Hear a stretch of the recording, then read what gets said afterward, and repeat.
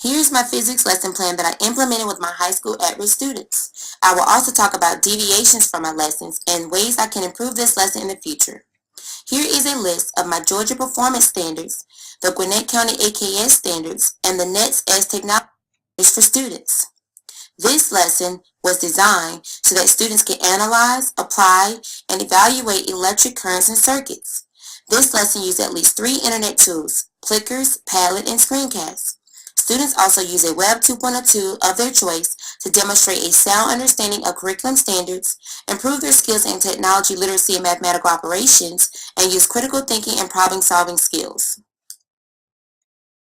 Here's a list of the essential questions and enduring understandings to support students' understanding of complex concepts. I also assess the students in different ways, summatively and formatively. Formative assessments I use includes teacher observations, stop, drop, and summarize, exit tickets, and using the essential question as pre-writes. Summative assessments I use includes Plickers, rubrics, the culminating activity itself, and the project evaluation using Google Docs. Here is the Google Doc evaluation that the students use to complete the project. I asked them questions such as, what do you like best about completing this project? What did you like least? So on and so forth. Here is the rubric that I used to assess the students' performance tasks. They were to take on the role as Sparky the electrician's interns to help Georgia Power customers lower their bills. So here's what I assessed them on: their engineering, design, and innovations, the calculations that they completed, the diagram and design, and of course the technology component. As a culminating activity, the students had a goal. The role was, of course, to be the intern. The target audience was the Georgia Power customers, and the standards for success was that the students would be assessed on their neatly designed circuits, how they wrote up the information, mathematical calculations, and they had to use the rubric to guide their final product.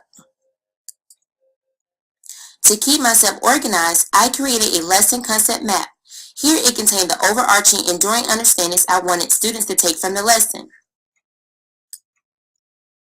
Moreover, I also created a scope and sequence so that I could address the topic or skill, activate background knowledge, have evidence of learning and assessments, and each day I also ensured that I use a technology component such as Fed online simulations, the smartboard, Web 2.0 tools, and their personal laptop computers.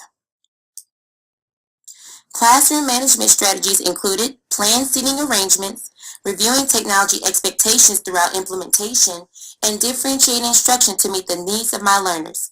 I could have students work in pairs, at times they work independently, and then I randomly assign groups with color codes to meet the needs of my special ed, EBD, and ADH kids. Moreover, I provided lots of resources and ensured equitable access to technology for my students to assist in the creation of their final products. Students could also work with the local LSTC to check out a personal computer if they needed to finish the project at home. Here is an example of a student work sample, and as you can see here, I have the 3-color writing prompt. This is also the rubric that I use to assess the students, and let me show you a good example of a final product.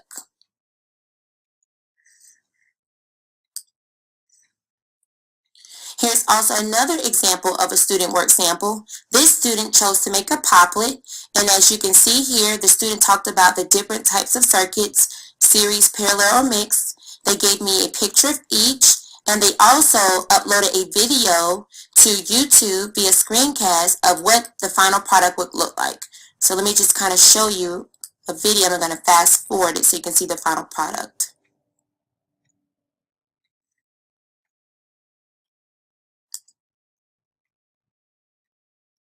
So if you also look here are the students' mathematical calculations at the bottom. And as you can see, this student really demonstrated that they understood the concept and used the rubric to guide their final product.